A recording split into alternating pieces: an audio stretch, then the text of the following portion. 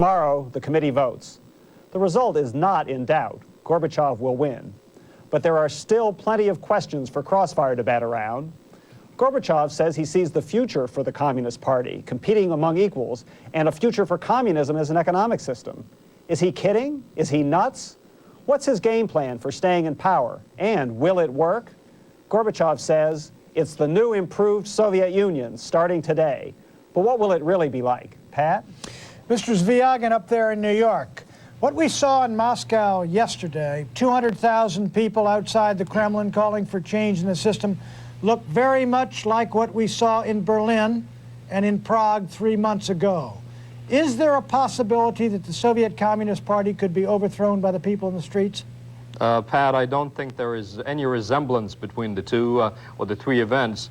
What we witnessed yesterday in Moscow was not exactly a pro-Gorbachev or an anti-Gorbachev rally. That was a rally for change in the country, in the pace of the democratic reforms, and of course in the radical changes across the country economically. It's a rally which was not really a threat to the party. It was not really a threat to the system, social system as such. It was a powerful reminder to the people in the government, in the Soviet parliament, that popular sentiment is growing wary of the talking and is really calling for action. Well, let me talk to you about what does appear to be a significant threat to the party. Mr. Gorbachev has in effect called for repeal of Article 6 of the Constitution, which gives the Communist Party the monopoly of power throughout society. Secondly, on March 5th, nationwide elections are expected, and the Communist Party is expected to be defeated. Then there are elections scheduled in the Baltic republics, Georgia, places like that, in which the party is also expected to be defeated by independence movements. How many of these hammer blows can the parties take and still survive? Pat, we are witnessing the factory emergence of political parties all across the Soviet Union. In fact, there are 2 communist parties in Lithuania alone. There are many de facto parties in Russia, in the Caucasus. I think what we're witnessing today is the gradual emergence of the multi-party system in which the Communist Party will play a major, but maybe not a very decisive role, a powerful role for that matter. And I think that, again, we are not witnessing the downfall of the Communist Party. We're witnessing an emergence of a new and much more democratic system in the Soviet Union. Professor Goldman, what does the Communist Party think it's doing, completely apart from what may happen? What does it mean to say they're giving up their monopoly on power? Do they actually contemplate multi-party systems? Do they actually contemplate an election which they could lose, in which they could lose power?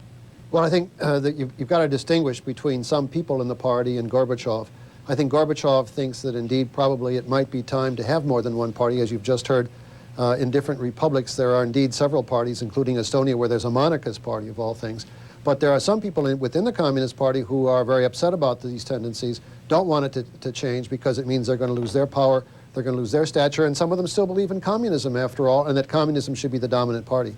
But if the Central Committee votes this multi-party system tomorrow, and then next they have their meeting, the whole party meeting next June, and it votes to accept these changes, does that mean they have accepted democracy as we understand it, or is it something less than that? Well, it's keep the party separate. Where I think you've seen the democracy is in the Supreme Soviet. Last March, there were elections, there were contests, and they were very meaningful. Within the party, there is still a lot of heavy-handedness going on, and there probably will be afterwards. Even if the Communist Party votes to do away with Article 6, to allow other parties to contend, my feeling is that the Communist Party in the Soviet Union will probably continue to be a very strong organization, not like in Eastern Europe, where communism was inflicted on the people by the Soviet government. Communism in the Soviet Union, in a sense, came from within, was undoubtedly imposed on some of the people, but was imposed by Russians. All right, Mr. Zviagin, as you know, the independence movement is very strong in Lithuania. It's strong in the Baltic republics. Moldavia wants, in a way, to rejoin Romania. It was taken from Romania in the Hitler-Stalin Pact, or in its aftermath. Do you think that Mr. Gorbachev and the party will permit these independence movements, if elected, which it appears they're going to be, or winning these ballots, to come to power and gradually leave the Soviet Union? If they democratically decide to go, will Moscow let them?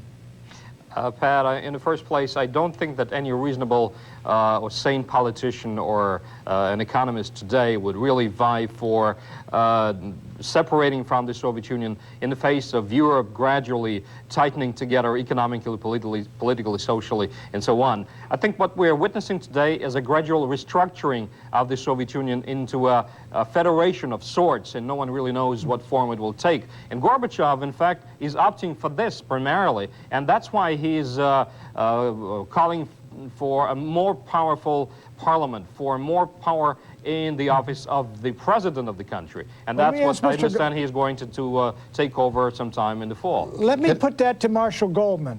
I disagree. All right, Professor Goldman, do you think, first, that the independence movements will win in the Baltics and elsewhere? Secondly, that they will decide to leave? And third, will Moscow let them go? In the first place, I think they will decide to leave. It doesn't mean they're reasonable or unreasonable. Right now, this is a romantic period. They see history moving in the sense of diminishing the power of the Russian Republic inside the Soviet Union. They want very much to separate. It may not make sense. I think I would agree there. But that doesn't matter. They see themselves, if left in the Soviet Union, sinking. They won't have a country like Sweden, but they think they'll be better off on their own.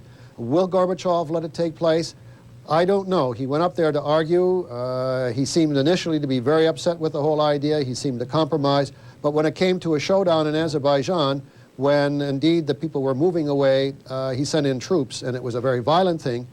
They kept all the cameras out, but we know from the aftermath that many people were killed, over 100 people were killed, and it was a very bloody affair. When Gorbachev said, are they going to go out or not, he said, no, they're not going to go out and we're going to send troops. Marshall, let me ask you, Marshall, how would you then explain the fact that the next morning after Mr. Gorbachev left, Mr. Brazauskas, the leader of the Lithuanian Communist Party, was elected president of that republic? It means that communists are still a powerful force and a popular force in the republic. Well, I agree with you. I mean, what he's trying to do is to get ahead of the movement. I mean, but Gorbachev was arguing with him not to let the Communist Party do this. But it doesn't mean that the Communist Party in Lithuania is necessarily going to follow the orders of the party in Moscow, and indeed there seems to be the case that the Communist Party of Lithuania is indeed part of the process to move out of the Soviet Union and form their own separate country. They're talking about issuing their own money as of January 1st, and that in itself is a de facto form of separation from the Soviet Union.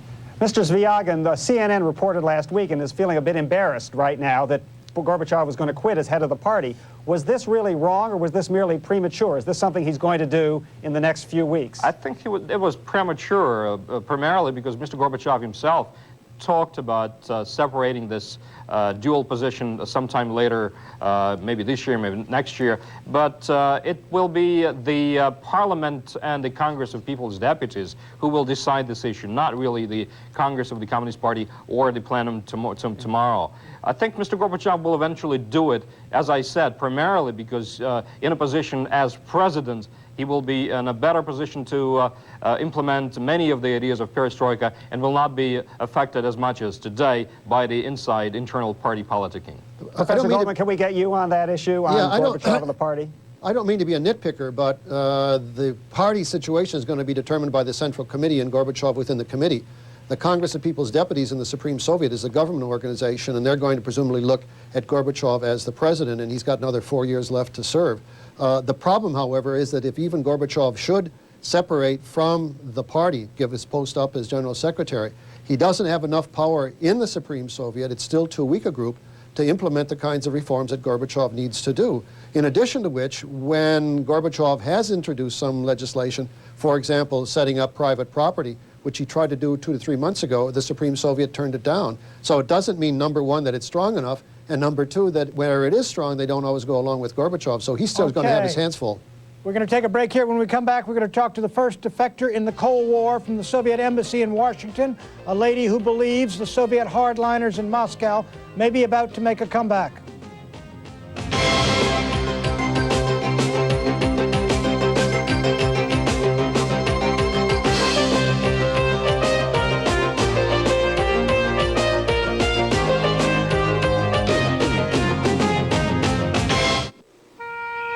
Late one night in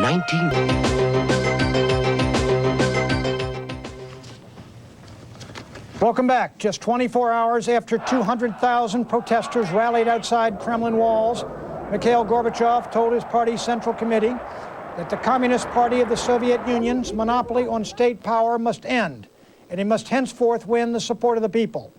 Our guests, scholar Marshall Goldman of the Russian Research Center at Harvard, and Vladimir Zvyagin, New York Bureau Chief for Soviet Television.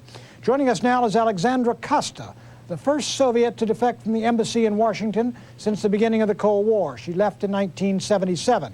Ms. Kosta, you believe that the Soviet hardliners in Moscow inside the party are about to make a comeback, right? Well, there are many indications of a conservative backlash, including the fact that it's becoming much more difficult to get exit visas. The exit department is going wild. It's all the way back to 5 years ago. Can they make a comeback without getting rid of Mr. Gorbachev? Hardly. But I don't think they're strong enough right now to force Mr. Gorbachev to resign. But if they're not strong enough now, they're not going to be any stronger after they lose power under Article 6. They're not going to be any stronger after they're beaten the elections coming up in the spring. If they don't move now, it seems to me it's goodbye to the party, isn't it? Well, I don't think it's goodbye to the party. First of all, Mr. Gorbachev is working very hard to save the party.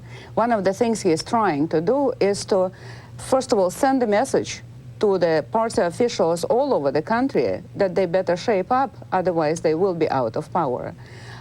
He has not come up with any specific proposals how to restructure the party, but I think this is what he's planning to do. How does it restructure? They're going to get slaughtered in the elections, aren't they?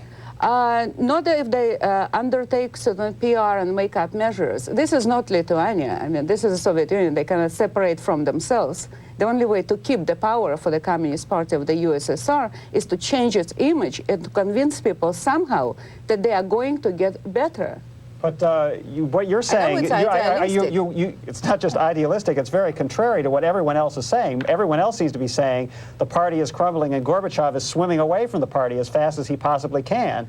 You're saying he's actually building it up and that the party is stronger than ever. And you also said to someone here at CNN that Gorbachev would be weaker apart from the party than he would be within it.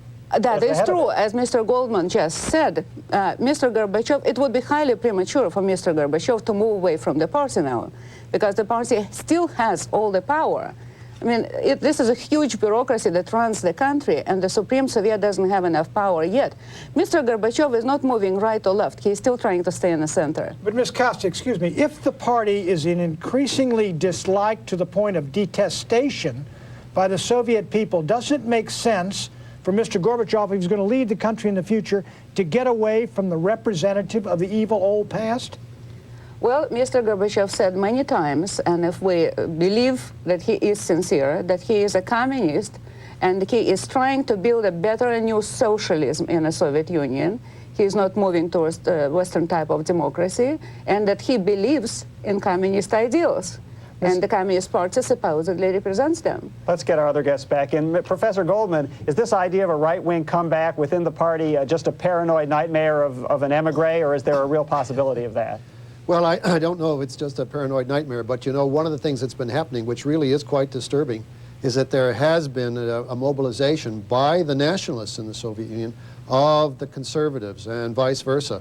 They've formed a United Workers Front, which is made up of the workers for the most part, infiltrated by nationalists, and they're saying stop the cooperatives, close down the cooperatives, introduce price freezes, return to central planning. They have organized, they have demonstrated. I would be fully prepared to see a demonstration comparable to what we saw yesterday, only this time with other kinds of signs. And indeed, there have been some disruptions of meetings inside the Soviet Union. So they're not gone. Ligachev may be thrown out of the party. I don't think he will be. May be thrown out of the Politburo. I don't think he will be. But those people are very strong within the Politburo. They don't have a majority, but they're pretty close. Marshall Goldman, let me follow up with that. And I'll ask you and Mr. Zvyagin also. We've been reading reports in the New York Times elsewhere of the rising strength of Pamyat and its affiliates. Xenophobic, fiercely nationalistic, anti-Semitic, Russia first. Someone called it a mix between the National Trust for Historic Preservation and the early Nazi Party. Now, how much strength does this have, this movement, and where would it naturally align itself? With the old Bolsheviks or with the new movement, or what? I think, Pat, if I may. Okay, let Marshall Goldman answer after you. Okay. Go ahead. Go ahead, Vladimir. I think that the real threat to the process of democratic reforms in the Soviet Union is not really from the conservative elements and extremist elements in the party or outside the party. It's from this fiercely nationalistic, quasi-fascist, quasi-Nazi movement like Pamit and the others, which are really anti-Semitic and anti-perestroika, anti-reform. They are not really strong today, but as you know, as we witnessed in the 30s in Germany, this can happen very, very quickly, given the empty space, which is vacuum, which is left today by the weakening structures, social and political structures across the Soviet Union. I see Marshall Goldman nodding his head. Yeah, I agree here. I'm not, no nitpicking this time. They did have candidates who ran in the election in Leningrad last March. They got a very small vote. Nonetheless, I do agree that they are causing discussion and ferment inside the Soviet Union, and as things collapse around them, collapse around Gorbachev, there is this looking for simple solutions. You know, we had something like Huey Long in the 1930s in this country, and just like Hitler rose to power with very simple solutions to very complex problems, there is this danger. They have announced a pogrom for February 19th and one for May 5th. It is a bit scary. Okay, Marshall, we have to take no, excuse me, we have to take a little break, Mr. Zviagin. When we come back, I'm going to ask you, you think communism can still work with a little bit of reform. We're going to ask you how on earth.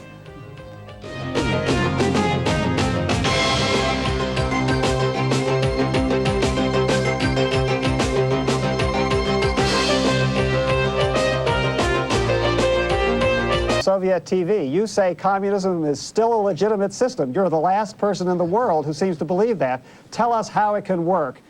Michael, I think that the fathers of communism and socialism used to say that their philosophy is no dogma but a guide for political action. I firmly believe that this action has led the country to where philosophers, the forefathers, did not really want it to. It's the problem how it was implemented. And I think that communism as a political philosophy is not really dead, it's alive, and we will see it emerges in the revival very soon. Ms. Costa, let me ask you, you said that outside of Moscow, where inside Moscow, a lot of radicals, demonstrators, anti-communists behind Gorbachev, outside of Moscow, the Communist Party is still very, very strong with the people? Well, the people are terribly frustrated with the bosses. That is why we've seen a sort of a spate of firings in the past 5 days. They still believe in the party and communism? They believe in the system because they don't know any other system. And as a matter of fact, until 3 or 4 years ago, they lived reasonably well. It just got much worse in the past few years. Many of them would go back to Brezhnev's time when they could eat. Marshall Goldman, could you follow up? Did you say a pogrom is scheduled?